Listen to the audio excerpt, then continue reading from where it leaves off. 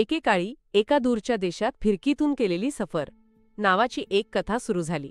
एक दिवस आर्थर, झारा आणि रोंग एका विचित्र वस्तुसंग्रहालयात गेले. तिथे त्यांना एक जुनाट धूळ साचलेला टाइम मशीन दिसला.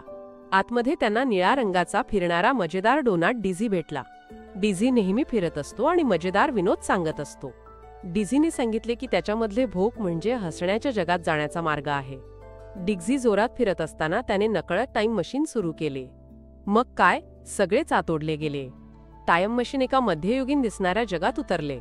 आर्थरला खूप आनंद झाला, झाराला खूप मजा आली आणि रोंगला खूप नवीन गोष्टी बघायची उत्सुकता लागली.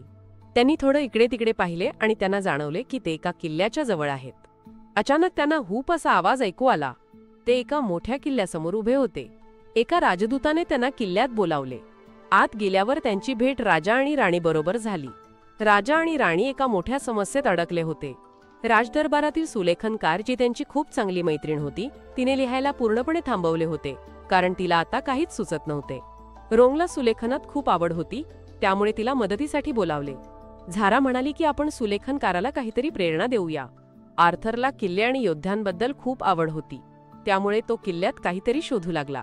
डिझी, जो उत्साहाने फिरत होता, त्याला जाणवले की त्याची फिरण्याची शक्ती कमी होत आहे कारण त्या जगात काहीतरी जादू होती. त्यांनी किल्ला आणि आजूबाजूचा परिसर शोधला. जसा वेळ गेला तशी जादूची शक्ती वाढत गेली आणि राजा खूप चिंतेत पडला. मुलांसमोर आता सुलेखन परत सुरू करणे आणि डिझीला मदत करणे हे आव्हान होते. त्यांनी विचार करायला सुरुवात केली. रोंगला झाराच्या प्रवासाच्या कथा आणि आर्थरच्या योद्ध्यांच्या गोष्टींवरून कल्पना सुचली. तिने सुचवले की आपण एक सुंदर संदेश तयार करूया, ज्यात सगळ्या मुलांच्या आवडीच्या गोष्टी असतील. त्याच वेळी आर्थरने पाहिले की जादूची शक्ती किल्ल्याच्या सर्वात उंच बुरुजाजवळ जास्त आहे. तिथे त्यांना एक खास कागद स्क्रोल सापडला. त्या कागदावर सुलेखन होते, ज्यामुळे डिझीची फिरण्याची शक्ती परत येऊ शकली. त्यांनी तो कागद वापरून डिझीची शक्ती परत आणली आणि सुलेखनाचा प्रश्नही सोडवला. त्यांनी एकत्र मिळून मैत्री आणि आनंदाचा संदेश लिहिला, ज्यामुळे दोन्ही समस्या सुटल्या. सुलेखनकाराला प्रेरणा मिळाली. डिझी पूर्ण ताकदीने फिरू लागला आणि त्याने सर्वांवर रंगाचे कण, कॉन्फेटी उधळले.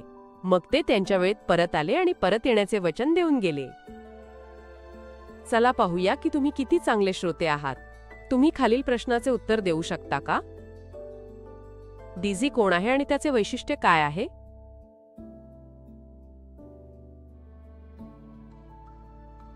चला पाहूया तुम्ही कसे स्पष्ट केले.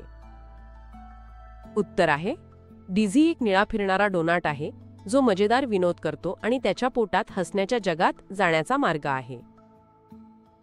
तुम्ही उत्कृष्ट काम केले. आज तुला ही कथा वाचून ऐकवताना मला खूप मजा आली. तुला पण मजा आली अशी आशा आहे.